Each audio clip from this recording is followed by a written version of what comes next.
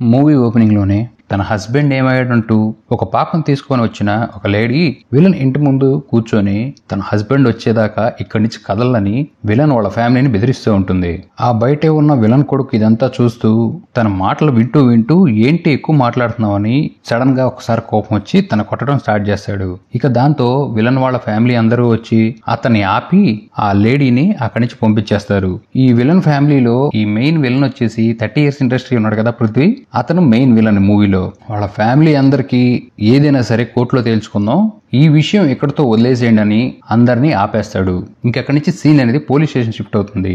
ఎవరైతే ఆ లేడీ గొడవ పడుతూ విలన్ ఇంటి దగ్గర కూర్చుందో ఆ లేడీ కనపడట్లేదని చెప్పి తన హస్బెండ్ పోలీస్ స్టేషన్ కి వచ్చి కంప్లైంట్ ఇస్తాడు. అక్కడ ఉన్న పోలీసులు అతనికి సరిగ్గా రెస్పాండ్ అవ్వకపోవడంతో సిఐ గారితో మాట్లాడాల్సిందే, సిఐ గారు వచ్చేదాకా నేను ఇక్కడే ఉంటానని ఇంకో విలన్ అయిన సిఐ సూర్య పోలీస్ స్టేషన్ లోకి వస్తాడు. ఎప్పుడైతే ఆ పెద్ద అయిన ఇంట్లో నుంచి తన వైఫ్ కనపడట్లేదని ఆ వ్యక్తి కంప్లైంట్ ఇచ్చాడో ఇక దొరికిందే ఛాన్స్ అని ఈ సిఐ సూర్య విలన్ ని ఎలాగైనా సరే ఎన్కౌంటర్ చేసేయాలని తన పోలీస్ టీం అందరికి చెప్తాడు. అసలు సూర్యకి ఈ విలన్ ఫ్యామిలీ మీద ఎందుకు అంత కోపం అనేది మూవీలోకి వెళ్లే కొద్దీ స్టోరీ తెలుస్తుంది. సూర్య ఈ పృథ్వీని అలానే అతని కొడుకు కన్నాని ఎన్కౌంటర్ చేసేటానికి పర్ఫెక్ట్ ప్లాన్ ఒకటి వేస్తాడు. అదేంటంటే విలన్ ఇంటికి పంపించే పోలీస్ ని మూవీ స్టార్టింగ్ లో వచ్చిన ఆ లేడీ చనిపోతే ఎన్కౌంటర్ పక్కా చేసేయచ్చు, వాళ్ళు మిస్ అవరు అని చెప్పి చెప్తాడు. ఆ పోలీస్ డౌట్ వస్తుంది, సార్ మరి ఆమె చనిపోకపోతే అంటే సూర్య తెలివిగా నేనేం చెప్పాను ఆమె చనిపోతే అని చెప్పానని ఆ వ్యక్తిని విలన్ ఇంటికి పంపిస్తాడు. ఈ లోపు ఇక్కడికి పృథ్వీ సిఏ దగ్గరికి వచ్చి, సార్ ఈ గొడవంతా వద్దు, సెటిల్మెంట్ చేసుకుందాం, నాకు వచ్చిన ఇన్ఫర్మేషన్ ప్రకారం నన్ను ఎన్కౌంటర్ చేయడానికి మీరు రెడీగా ఉన్నారు, ఇవేమీ వద్దు వదిలేయండి అని చెప్పినా కూడా తన మాట పట్టించుకోకుండా విలన్ పక్కన ఉన్న ఒక వ్యక్తిని గట్టిగా అరుస్తూ ఏంట్రా చూపేంటని టాపిక్ డైవర్ట్ చేస్తాడు. ఇక దీంతో విలన్ కి అర్థమైపోతుంది పూర్తిగా తన్ని తన కొడుకుని చంపేస్తాడని. ఇక విలన్ తన కొడుకుని ఒక్కరోజు బయట ఉండరా నువ్వు, పోలీసులు దొరకమాగా అని చెప్పి తన కొడుకుని పంపించేస్తాడు. ఇక సూర్యని ఎలాగైనా చంపేయాలని చెప్పి తన దగ్గర ఉన్న మనుషుల్ని కాకుండా వీరాకి ఫోన్ చేస్తాడు. ఇక వీరా అంటే ఎవరో తెలుసు కదా, మన మూవీలో హీరో విక్రమ్. హీరో ఆల్రెడీ వీటన్నిటికీ దూరంగా తన ఫ్యామిలీతో చాలా హ్యాపీగా ఒక చిన్న బడ్డీ కొట్టు పెట్టుకుని బతుకుతూ ఉంటాడు. అప్పుడే తన వైఫ్ ని కలవటానికి వచ్చిన అతను తన వైఫ్ ని బస్ స్టాండ్ లో నుంచి ఎక్కించుకుంటూ వెళ్తూ వీళ్ళిద్దరి మధ్యన ఉన్న లవ్ అనేది చిన్న చిన్న రొమాంటిక్ సీన్స్ తో ఒక సాంగ్ రూపంలో హీరోని హీరోయిన్ ని అతని ఫ్యామిలీని చూపిస్తారు. ఇంక ఇంటి దగ్గరికి వచ్చిన హీరో దగ్గరికి వెంకట్ అనే ఒక వ్యక్తి వస్తాడు.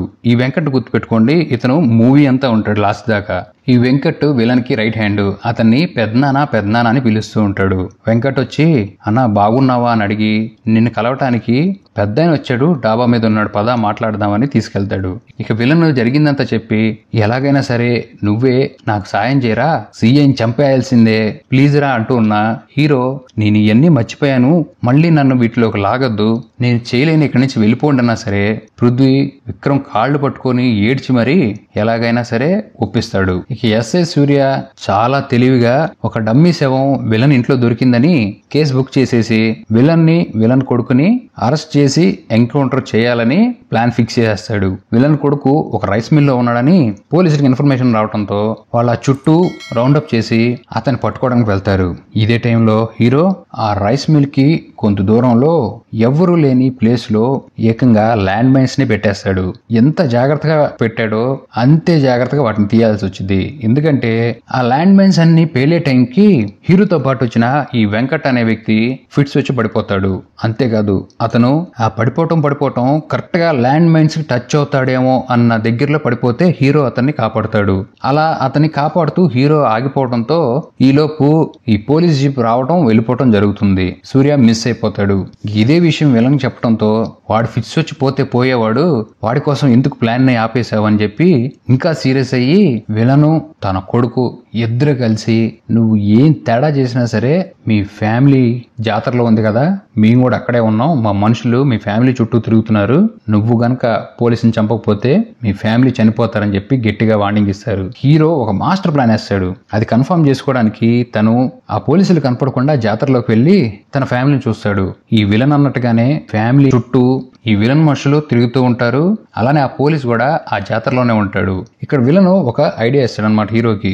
నీకు పోలీస్ అక్కడ మిస్ అయ్యాడు కదా, వాడు ఖచ్చితంగా వాడి ఇంట్లో ఉంటాడు, అక్కడ వాడిని చంపేయని. ఎటెళ్ళినా సరే హీరో ఇరుక్కుపోతాడని తెలివిగా ఆ పోలీస్ సూర్య దగ్గరికి వెళ్లి, నువ్వు వెతుకుతున్న విలన్ కొడుకు ఎక్కడున్నాడో నాకు తెలుసు, వాడు జాతరలోనే ఉన్నాడు, ఈ విషయంలోకి నన్ను లాగద్దు, ఎందుకంటే ఆ జాతరలోనే నా ఫ్యామిలీ కూడా ఉంది, సో మీరు వాడిని ఏదైనా చేసుకోండి, నాకు సంబంధం లేదు, నా ఫ్యామిలీ నాకు ఇంపార్టెంట్ అని చెప్పి అక్కడి నుంచి వెళ్ళిపోతాడు. ఇక పోలీస్ కి ఇన్ఫర్మేషన్ ఇచ్చి వెళ్ళిపోతున్న హీరోని చూపిస్తూ ఒక 10 సంవత్సరాల క్రితం అనేది సీన్ అనేది ఓపెన్ అవుతుంది. ఆ రోజు హీరోకి హీరోయిన్ పెళ్లి. అయితే హీరో పొద్దున్నుంచి కనపడుతూ ఉండడు. ఇక దీంతో వెంకట్ తన ఫ్రెండ్ దిలీప్ అనే ఒక వ్యక్తి ఉంటాడు. అతను ఎవరో మరి ఫస్ట్ పార్ట్ లో ఏమైనా చూపిస్తారేమో గానీ ఇది సెకండ్ పార్ట్. అతను హీరోకి చిన్నప్పటి నుంచి ఫ్రెండ్ అన్నట్టుగా, అతనికి బాగా ఎఫెక్షన్ ఉన్నట్టుగా చూపించి ఈ వెంకట్ దిలీప్ ఫోన్ చేసి అడుగుతూ ఉంటాడు, ఎక్కడికి వెళ్తారా, బయటికి వెళ్తాడేమో అది ఇది అని చెప్పి. ఇదే విషయం ఆ వెంకట్ హీరో వాళ్ళ మదర్కి చెప్తే కంగారు పడుతున్న తను ఇల్లి హీరోయిన్ రూమ్ తలుపు కొట్టి, వాడు నీ పక్కనే ఉన్నాడు కదా, నీ రూమ్ లోంచి వస్తే పరుగు పోయిద్ది, ఏంట పనులు, వాడిని పంపించేసేయని హీరోని లేపి తన రూమ్ లోకి పంపించేసింది. ఇక పెళ్లికి రెడీ అయిన వీళ్ళు పెళ్లి చేసుకుని ఈ విలన్ ఫ్యామిలీ అక్కడికి వస్తుంది. హీరో చిన్నప్పటి నుంచి అనాథ అవడంతో ఈ విలన్ ఫ్యామిలీ అతను చిన్నప్పటి నుంచి పెంచుతుంది. ఈ విలన్ వైఫ్ హీరోని తన కొడుకు కన్నా ఎక్కువగా చూసుకుంటూ ఉంటుంది. సో అందుకనే హీరోకి ఆ విలన్ ఫ్యామిలీ అంటే అంత ఎఫెక్షన్. పెళ్లి అయిపోయే టైంకి దిలీప్ చనిపోయాడని చెప్పి సూర్య హీరో దగ్గరికి వచ్చి చెప్తాడు. రాత్రి అంతా పెళ్లి పనులు చేసిన నా ఫ్రెండ్ పొద్దున్నే వచ్చి చనిపోయాడని చెప్తున్నారు, అసలు నేను ఎలా నమ్మటం, ఏం జరిగిందని అడిగితే ఆ ఊర్లోనే బాగా ధనవంతుడైన పెద్ద ఆయన ఒక వ్యక్తి ఉంటాడు. తన కూతుర్ని ఒక పోలీస్ ఆఫీసర్ ఇచ్చి పెళ్లి చేస్తాడు. ఆ పోలీస్ ఆఫీసరే హీరో ఫ్రెండ్ దిలీప్ ని పోలీస్ స్టేషన్ తీసుకెళ్లి పోలీస్ ఆఫీసర్ ని ఎదిరించి మాట్లాడాడని కోపంతో ఇష్టం వచ్చినట్టు కొట్టడం వల్ల హీరో ఫ్రెండ్ చనిపోతాడు. పెళ్లిలో ఉన్న హీరోకి ఈ విషయం ఏమీ తెలియకుండా విలను తన కొడుకు ఒక డబుల్ గేమ్ ఆడతారు. అదేంటంటే ఈ పెద్దానికి ఆ ఊర్లో ఒక మైన్ కాంట్రాక్ట్ ఉంటుంది. ఈ విలను దాన్ని ఎప్పటి నుంచో దక్కించుకోవాలని చాలా ట్రై చేస్తూ ఉంటాడు. సో ఇప్పుడు దొరకటంతో ఎప్పటి నుంచో కావాలనుకుంటున్న మైన్ ని వాళ్ళకిస్తే ఇష్యూని క్లియర్ చేస్తామని సంతకం పెట్టించుకుంటారు. అలా ఈ పెద్దాయన అల్లుడు పోలీస్ ఆఫీసర్ ఈ కేసు నుంచి బయటకు వచ్చేస్తాడు. ఇక సెటిల్మెంట్ అయిపోయింది అన్న టైంకి మళ్ళీ విలన్ కొడుకు నాకు ఆ మైన్ వద్దని చెప్పి సూర్యని అక్కడి నుంచి పంపించేస్తాడు. ఈలోపు ఆ పెద్దాయన పోలీసుకి ఫోన్ చేసి ఏమైందని అడిగితే జరిగింది మొత్తం చెప్తాడు. ఇది విన్న ఆ పెద్దాయన, నేను గనక వస్తే నువ్వు సస్పెండ్ అయిపోతావు, ఏం చేసినా సరే విషయం బయటికి రాకుండా చూడు, ఎంతైనా వాడు నా కూతుర్ని పెళ్లి చేసుకున్నా నా అల్లుడు, ఏది చేసినా త్వరగా చేయని చెప్తాడు. ఇది గనక బయటకు వస్తే ఈ పెద్దాయన అల్లుడు ఉద్యోగం పోతుందని చెప్పి విషయం బయటికి రానికుండా క్లియర్ చేయటానికి వీళ్ళు చాలా ట్రై చేస్తూ ఉంటారు. ఇదంతా విన్న హీరో ఎలాగైనా ఈ పెద్దాయన అల్లుడిని చంపేయాలని ఇంటి చుట్టూ మనుషులు పోలీసులు ఉన్నా సరే తన మనుషులు పంపించి కన్నులతో కాల్చి కత్తులతో నరికి టోరు వేసుకుని లోపల భయపడుతున్న ఆ పోలీసుని బయటికి రానియటానికి ట్రై చేస్తూ ఉంటే అప్పుడే మన హీరో చాలా స్టైల్ గా కారులో ఎంట్రీ ఇచ్చి ఒక పెద్ద నాటు బాంబు తీసి ఇసిరేయటంతో డోర్ పగిలిపోతుంది. ఈ పోలీస్ ఆల్రెడీ ఆ పెద్దాయనతో మాట్లాడుతూ ఉంటాడు. హీరో ఆ పోలీస్ తల మీద గన్ను పెట్టి నుంచున్నాడు కూడా సరెండర్ అయిపోదాంరా అని పోలీస్ స్టేషన్ కి వెళ్ళిపోతాడు. ఈ పోలీస్ స్టేషన్ కి కూడా ఎలా వస్తాడంటే కేవలం ఒంటి మీద ఒక డ్రాయర్ తో ఒక సంచి పట్టుకొని పోలీస్ స్టేషన్ లోకి ఎంట్రీ ఇస్తాడు. ఇక పెద్దాయన సీరియస్ గా, నిన్ను కొట్టి చంపేసిన ఎవరు అడగని అనాథగా అడివి నువ్వు నా అల్లుడి మీద చెయ్యేస్తే ఇక్కడికి వస్తాను తెలుసు కదరా అని మాట ఎండ్ అయిపోయే లోపు హీరో తన తెచ్చుకున్న బ్యాగ్ లోంచి గన్ను తీసి పాయింట్ బ్లాక్ లో పెట్టి చంపేస్తాడు. ఇది చూసిన పోలీస్ కి ఏం అర్థం కాదు. పోలీస్ వైపు గన్ను పెట్టి నీ సంగతి ఏంట్రా, ఏంటి పంచాయతీలు చేస్తానని అడగటంతో ఈ పోలీస్ జరిగిందంతా చెప్తాడు. మీ ఫ్రెండ్ చనిపోయిన సంగతి విలన్ కి విలన్ కొడుక్కి తెలుసు, నువ్వు వాళ్ళ దగ్గర ఎంత నమ్మకంగా ఉన్నా సరే వాళ్ళ చావుని వాళ్ళకి తగినట్టుగా ఉపయోగించుకున్నారని చెప్పి చెప్తాడు. హీరో బయటకు వస్తున్నప్పుడు ఈ పెద్ద ఆయన అల్లుడు ఉన్నాడు కదా పోలీస్ ఆఫీసర్, రే అనే లోపు అతను కూడా చంపేసి హీరో బయటకు వచ్చి కూర్చుంటాడు. ఇక విలను తన కొడుకు తెలివిగా వచ్చి కేసు మొత్తం నీకు రివర్స్ అయిపోతుంది, ఆ వెంకట్ హీరోకు బదులు జైల్లోకి వెళ్తాడు, పెద్ద ఆయన పోస్టిక మాకే రావాలని చెప్పి మేమే ఈ ఊరికి పెద్దోళ్ళం అని హీరోని అలా తెలివిగా వీళ్ళు మోసం చేస్తారు. ఇక అక్కడి నుంచి ప్రెజెంట్ లోకి వస్తే ఇంక ఇన్ఫర్మేషన్ తెలిసిన ఈ పోలీసు ఆ జాతరలోకి వెళ్లి స్టేజ్ కేసుని కట్టనెత్తి చూస్తే ఆ స్టేజ్ కింద విలన్ కొడుకు అతని మనుషులు దాక్కొని ఉంటారు. ఆల్రెడీ విలను ఇక్కడి నుంచి వెళ్ళిపోయి ఉంటాడు. ఇక దీంతో పోలీసుకి కావాల్సిన ఆ విలన్ కొడుకు దొరుకుతాడు. హీరోని మళ్ళీ పోలీసు అతని దగ్గర పిలిపించుకొని మెయిన్ విలను ఎస్కేప్ అయిపోయాడు, నువ్వు ఒక పని పని చేయి, అతని కొడుకుతో చేతులు కలిపినట్టు నిన్ను కూడా తీసుకెళ్లి అతను కొడుకున్న గదిలో చేతులు కట్టేస్తాం. వాడప్పుడు వాళ్ళ నాన్న ఎక్కడ ఉన్నాడో ఫోన్ చేస్తాడు. దాని ద్వారా నేను అతన్ని కనుక్కుంటాను. దీంతో వాళ్ళిద్దరిని చంపేసి నీకు అసలు ఈ కేసుతో సంబంధం లేకుండా వదిలేస్తా అని చెప్తాడు. ఇక దీంతో చేసేది ఏం లేక హీరో విలన్ కొడుకు దగ్గరికి వెళ్లి అతను కూడా కట్టేస్తారు. ఆ రూమ్ లో ఉన్న వాళ్ళని ఒక కానిస్టేబుల్ చూడటానికి వచ్చి హీరోకి ఒక ఫోన్ ఇచ్చి వెళ్ళిపోతారు. ఇక విలన్ కొడుకు అనుకున్నట్టుగానే తన మనుషులకి విలన్ కి ఫోన్ చేసి నేను జాగ్రత్తగా ఉన్నా అని చెప్తాడు. ఈలోపు విలన్ ఫోన్ చేసిన మనుషులందరూ రావటంతోనే ఆ ప్లేస్ ని తగలబెట్టి పోలీసులు అందరినీ చంపేస్తూ రూమ్ లోకి ఎంటర్ అయ్యి విలన్ కొడుకుని విడిపిస్తారు.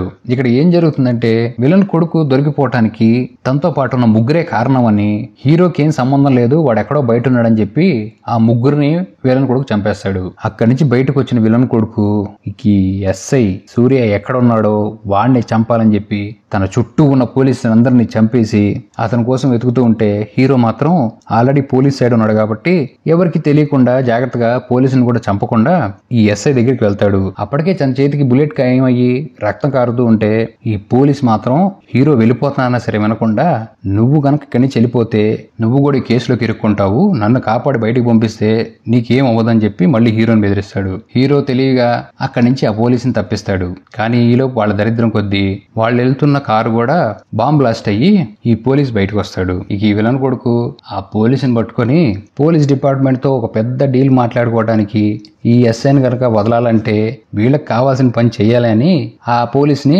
తన కారులో తీసుకువెళ్ళిపోతూ ఉంటాడు. ఈ విలన్ ఫోన్ చేయడంతో తన కొడుకు నాన్న నేను బానే ఉన్నాను, నాతో పాటు ఉన్న ముగ్గురు మనుషుల్ని చంపేశాను, నిన్ను ఈ పోలీసు దొరకడానికి ఇన్ఫర్మేషన్ ఇచ్చింది వాళ్లే అని చెప్పడంతో విలన్ కోపడి ఏమి తెలియకుండా చేస్తావు సగం సగం పనులు, వాళ్ళేమో నీకు చెప్పారా, అసలు నీకు ఎలా తెలుసు వాళ్లే చెప్పారని ఏదైనా సరే చాలా తెలివిగా ఆలోచించి చేయాలని చెప్పి సరే హీరో అక్కడే ఉన్నాడు కదా అతను పంపించేయని చెప్తాడు. అదే విషయం హీరోకి ఫోన్ లో కూడా చెప్తాడు విలన్. అయితే అప్పుడు దాకా సైలెంట్ గా ఉన్న విలన్ కొడుక్కి ఏదో తప్పు జరుగుతుంది, నేను దొరికిపోవడానికి కారణం వీరానే అని దారి మధ్యలో కారు ఆపి హీరోకి ఆ ఎస్ఐ ఎన్నిసార్లు ఫోన్ చేశాడో చెక్ చేసుకొని ఇక హీరోని చంపేయడానికి ట్రై చేస్తాడు. కానీ ఇక్కడ ఉందెవరు హీరో. వాళ్ళందరినీ చంపేసి తను వెళ్ళిపోదాం అనుకున్న టైంలో మళ్ళీ ఈ ఎస్ఐ మళ్ళీ బెదిరిస్తాడు. సరే ఇంటికి వెళ్లి హీరోయిన్ జరిగిందంతా చెప్తాడు. హీరోయిన్ ఈ విషయం అంతా విని బాధపడుతూ హీరోని తిడుతూ ఉన్న టైంలో మళ్ళీ విలన్ ఫోన్ చేస్తాడు హీరోకి.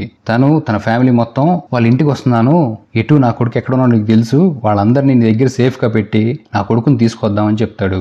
ఇక కంగారులో హీరో వాళ్ళు వస్తున్నారని హీరోయిన్ చెప్పి వెళ్తూ ఒక్కసారి బాత్రూమ్ డోర్ ఓపెన్ చేయడానికి ట్రై చేస్తే ఈ బాత్రూమ్ లో ఆ వెంకట్ ఉంటాడు. అప్పుడు దాకా జరిగిన మాటలన్నీ నువ్వు విన్నావరా అని వెంకట్ని అడిగితే లేదు అని చెప్పి భయంతో అక్కడి నుంచి పారిపోతూ ఉంటాడు. ఇక తన వెంటపడి హీరో అతను కూడా చంపేస్తున్న టైంలో అతనికి ఫిట్స్ వస్తాయి. ఇక దాంతో అతన్ని ఏం చేయకుండా అరే నువ్వు బతుకుతావు అలానే ఉండు మళ్ళీ వస్తానని చెప్పి హీరో వెళ్ళిపోతాడు. ఇంక ఇక్కడికి విలన్ ఫ్యామిలీ రానే వస్తుంది. తన ఫ్యామిలీ మొత్తాన్ని అక్కడ వదిలేసి హీరోని తీసుకొని వీళ్ళు తన కొడుకు దగ్గరికి వెళ్తా ఉంటారు. అయితే ఇక్కడ హీరోయిన్ టెన్షన్ లో విలన్ ఫ్యామిలీకి టీ కావాలా హాలిక్స్ కావాలా అని అడుగుతూ విలన్ కూతురు బయటికి వెళ్తున్నా సరే తన్ని ఆపుతుంది. ఇక విలన్ కూతురుకి డౌట్ వచ్చేసి విలన్ కి ఫోన్ చేసి నానా హీరో నీ దగ్గరే ఉన్నాడు కదా, ఇక్కడంతా చాలా తేడాగా ఉంది, అతని పెళ్ళం ఇష్టం వచ్చినట్లు మాట్లాడటమే కాకుండా అన్నయ్య కారు కూడా ఇక్కడే ఉంది, అక్కడికి నన్ను వెళ్ళనీయకుండా ఆపుతుంది, అన్నయ్య ఎక్కడున్నాడో హీరోకి తెలుసు, అతన్ని అడగండి అని చెప్పడంతో హీరో జరిగిన విషయం మొత్తం చెప్తాడు. ఇక దీంతో కోపం వచ్చిన విలన్ హీరోని కారులో కొట్టుకుంటూ తన ఇంటి దగ్గరికి తీసుకొచ్చి తన ఫ్యామిలీ మొత్తాన్ని చంపేస్తానని చెప్పి బెదిరిస్తూ తన కొడుకు ఎక్కడ ఉన్నాడో అని అడుగుతూ ఉంటాడు. ఆల్రెడీ విలన్ కొడుకు కారు అక్కడే ఉందని ఇందాక చెప్పా కదా, ఆ కారులో ఏముందని చెక్ చేస్తే ఎస్ఐ దాంట్లోనే ఉండి చావు బతుకుల్లో విలన్ తో డీల్ మాట్లాడతాడు. హీరోని హీరో ఫ్యామిలీని ఏదైనా చేసుకో, నన్ను గనక కాపాడితే నీ జోలికి పోలీస్ డిపార్ట్మెంట్ అనేది రాకుండా నేను సెట్ చేస్తాను, డీల్ ఓకేనా అని అడగటంతోనే విలన్ కోపం వచ్చి ఒక 3 బుల్లెట్ ని ధనాధనా దించేస్తాడు. ఇక ఈ విలన్ వైఫ్ చిన్నప్పటి నుంచి తనని తల్లిలాగా పెంచుకుంది కదా, ఆపండ్రా వాడేదో చెప్పడానికి ట్రై చేస్తున్నాడని హీరో ఏం చెప్తున్నాడో వింటే నన్ను కనుక ఇక్కడే వదిలేసి వెళ్ళిపోతే మీ ఫ్యామిలీ మొత్తానికి క్షమించేస్తాను, మిమ్మల్ని ఏమీ చేయను, మర్యాద ఇక్కడి నుంచి వెళ్ళిపోండి అని చెప్పి వార్నింగ్ ఇస్తాడు. ఇక ఇది విన్న విలన్ కి కోపం వచ్చి చంపి పారేయండ్రా వాడిని అంటంతో నీ కొడుకు ఎక్కడున్నాడో తెలుసుకోవా అని అదిగో అక్కడ ఉన్న కారులో ఉన్నాడు అని చెప్పి చెప్తాడు. ఎప్పుడైతే వాళ్ళు ఆ కారులో ఉన్న ట్రంక్ పెట్టును ఓపెన్ చేయడంతో ఆల్రెడీ హీరో తెలివిగా వాటన్నిటికీ తీగ కట్టేసి తన కారులో ఆ తీగను గుచ్చుకొని ఉంటాడు. ఆ డైనమైట్స్ అన్నిటి పిన్ని ఒక్కసారిగా ఓపెన్ చేసి వాళ్ళందరూ బ్లాస్ట్ అయిపోయి చనిపోయేలాగా చేస్తాడు. విలన్ వైఫ్ వాళ్ళ ఫ్యామిలీ మాత్రమే మిగులుతారు ఇక్కడ. ఇక హీరో తన ఫ్యామిలీని తీసుకొని బస్సులో వేరే ఊరు వెళ్ళిపోతున్న టైంలో అసలు మూవీ ఎందుకు స్టార్ట్ అయిందో, మూవీ స్టార్టింగ్ లో కనిపించిన ఆ లేడీ బస్ ఎక్కి తన ఆయనతో గొడవ పడుతూ ఉంటుంది. నేను కనపడకపోతే వెళ్ళి పోలీస్ స్టేషన్ లో కంప్లైంట్ ఇవ్వటమేనా అని.